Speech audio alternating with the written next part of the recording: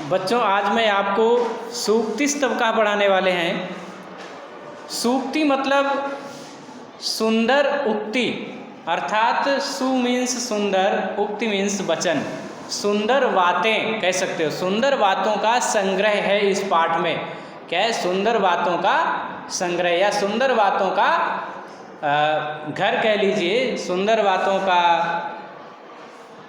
भंडार कह लीजिए, इस पाठ में दिया है जो कि आप अपने जीवन में जिनका अमल करके, जिनको प्रैक्टिकल में ला करके, उनको अपने व्यवहार में ला करके अपने भविष्य को अच्छा बना सकते हो। लाइफ या जीवन व्यतीत करने में आपको सहायता प्राप्त होती है। ऐसी चीज़ें इस पाठ में दी गई हैं।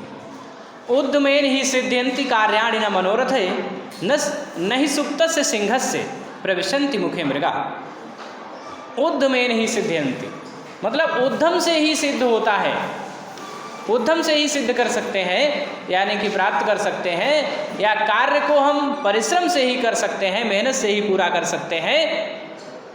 कार्याणि न मनोरथ है, मनोरथ से नहीं, केवल मन चलाने से नहीं होता।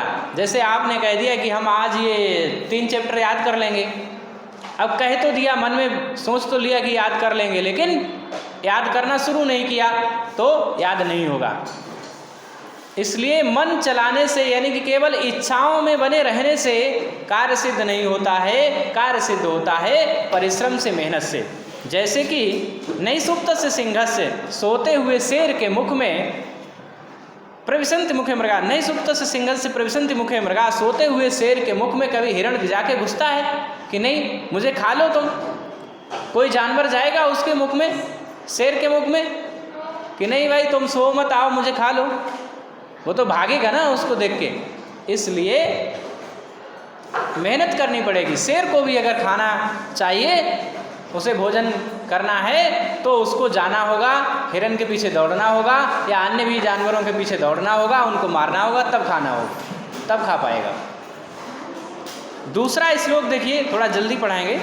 दूसरा श्लोक देखिए, पुस्तके पठिता पाठा जीवने नैव साधिता किम भवेत तेन पाठेन जीवने योन सार्थका। जैसे पुस्तक में जो भी चीज़ें हैं आपने पढ़ ली, केवल पढ़ लेने से वो सार्थक नहीं हो जाएंगी, या पुस्तक में लिखी हैं बड़ी अच्छी अच्छी बातें, तो वो लिखी होने से केवल सार्थक नहीं हो जाती हैं।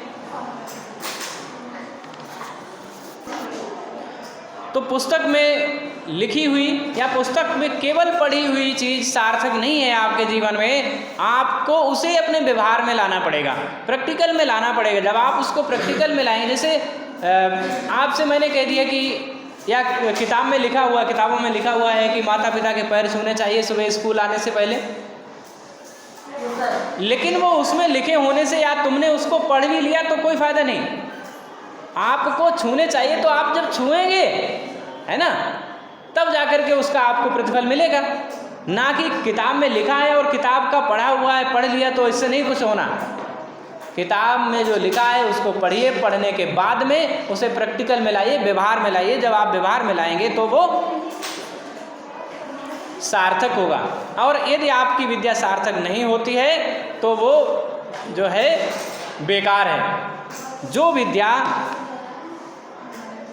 किम भवेत, क्या होता है उससे, तेन पाठेन, उस पाठ से जीवने योन सार्थका, उस पढ़ाई से क्या होता है जो जीवन में सार्थक ना हो, सहायता ना करे, अर्थात वो बेकार है जो जीवन में सहायता ना करे।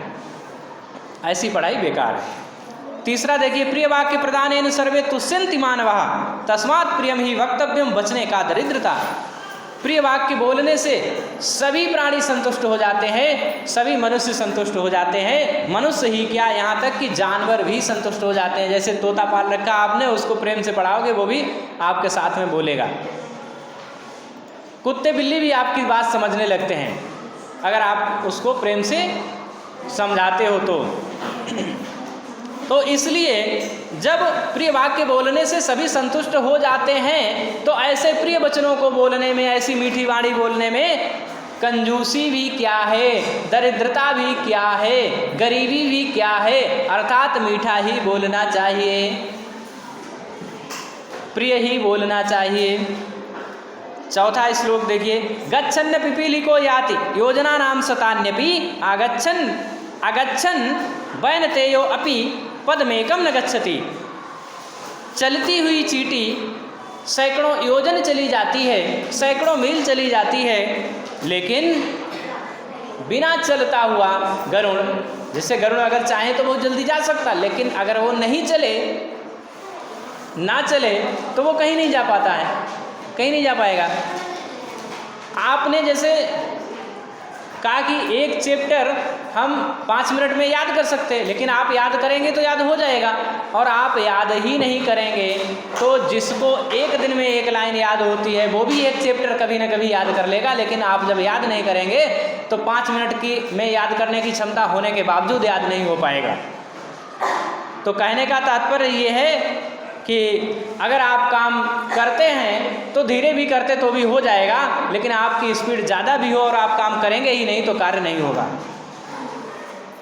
अंतिम और 5वां श्लोक देखिए, काका कृष्णा पिका कृष्णा, काका कृष्णा पिका कृष्णा को भेदा पिका कयो बसंत समय प्राप्ते काका काका पिका पिका। बसंत समय प्राप्ते काका काका पिका पिका, यानी कि कौवा भी काला होता है, कोयल भी काली होती है, और फिर उन दोनों में भेद क्या है, अंतर क्या है? अंतर तब स्पष्ट होता है जब बसंत ऋतु आती है तो कौवा काँव काँव करता है और कोयल कू कू करती है, तो सभी में अंतर दिखाई पड़ जाता है। अर्थात जब समय आता है तो एक जैसे लगने के बावजूद उनके व्यवहार से पता चल जाता है कि ये व्यक्ति अच्छा है या ये खराब है। Okay, thank you. मुझे उम्मीद है कि आप मेरे वीडियो के माध्यम से बहुत अच्छा पढ़ेंगे और सीखेंगे। धन्यवाद।